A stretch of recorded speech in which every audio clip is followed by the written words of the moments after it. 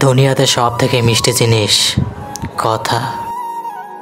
দুনিয়াতে সবচেয়ে তেতো জিনিসও হলো কথা।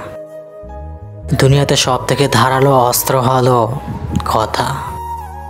কথার আঘাতে আপনি যতটা ক্ষত বিক্ষত হবেন, অন্য কোনো অস্ত্র ধারাতা সম্ভব না।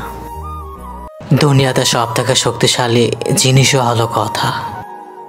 কথা দিয়ে আপনি পুরো দুনিয়া জয় করতে পারবেন। দুনিয়ার সব থেকে নিকৃষ্ট জিনিসও হলো কথা।